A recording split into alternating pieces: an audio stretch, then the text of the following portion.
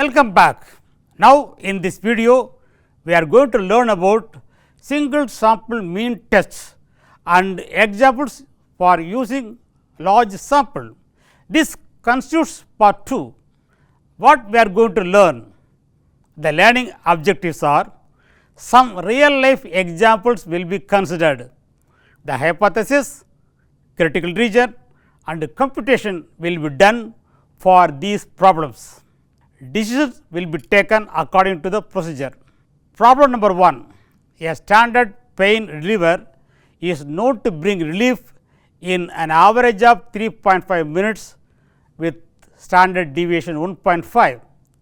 A newly developed pain reliever has been claimed to have lesser pain time than that was provided by the standard pain reliever. A sample of 50 patients were found to have mean pain time of 3.1 minutes with the new method. Can we accept that this new pain reliever reduces pain time compared to the standard pain reliever? Solution: first we state the null and alternate hypothesis. H suffix 0 is mu equal to 3.5. Please note that the standard pain reliever takes only 3.5 as a mean time taken to relieve. Therefore, that is the null hypothesis. The claim is the new method will give lower time. So, alternate hypothesis mu less than 3.5. Now, I am going to consider a level of significance. I put a shorthand notation at A at alpha, that is equal to 0.05. Please note that for every problem you have to specify the H0, H1 and the level of significance before you start computing, because what happens is sometimes people will be choosing alpha according to their desire of rejecting or accepting it. So, fix alpha in advance.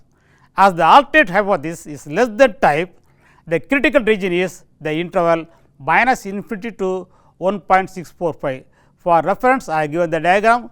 You can see that the red colored line is the rejection region.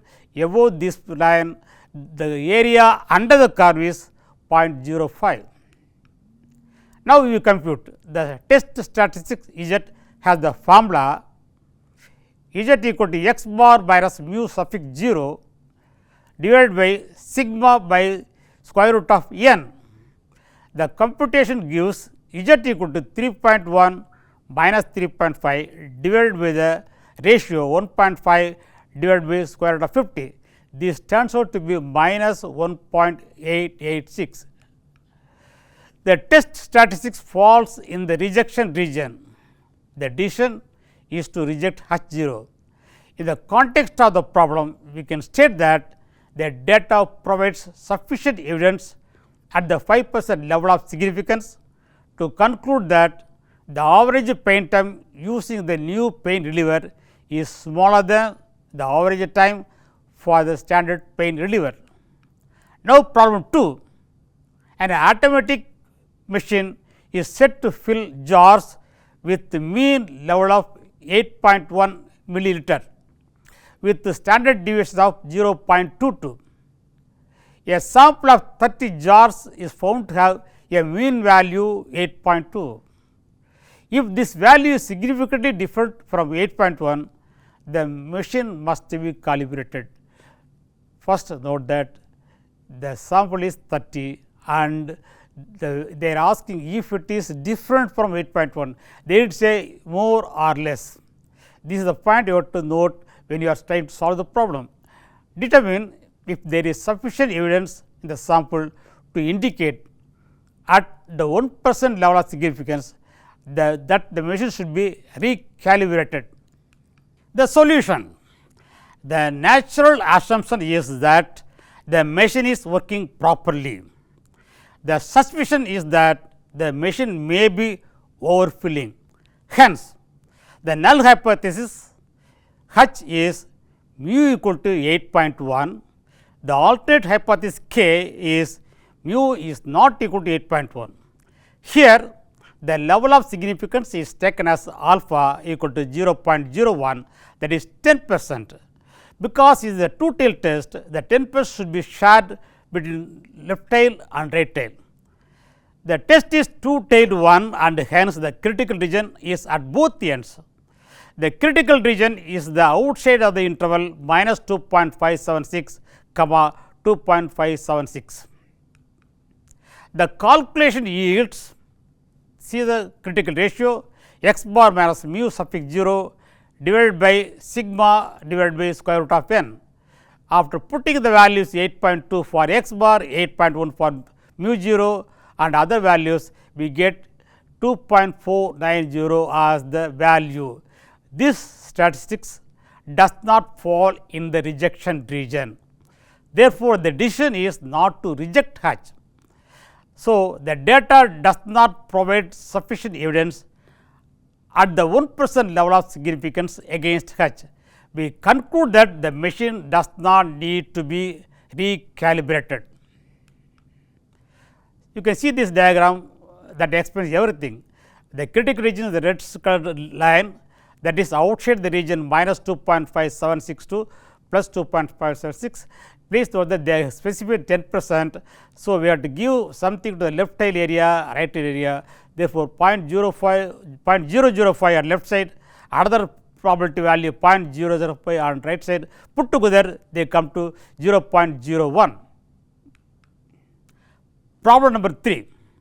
A software company found that the average number of lines of code per week has normal distribution as that of the symbol are given n bracket mu equal to 280 comma sigma equal to 25. This is the way we represent a normal distribution with mean mu and standard deviation. A random sample of 100 programmers produced an average of 290 lines of code per week. Determine at 5% level of significance whether the mean number of lines of coding has increased.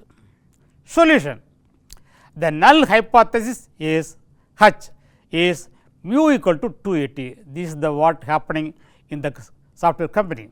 Hoping that the mean has increased, we set the alternate hypothesis as k is mu greater than 280. This is the one tailed test and the critical region lies at the right end with the interval 1.645 comma infinity. The computations are z equal to x bar minus 280 divided by 25 divided by square root of 100, that turns out to be 4. This value falls in the critical region. Hence, we reject the null hypothesis and conclude that the mean number of lines of coding has increased.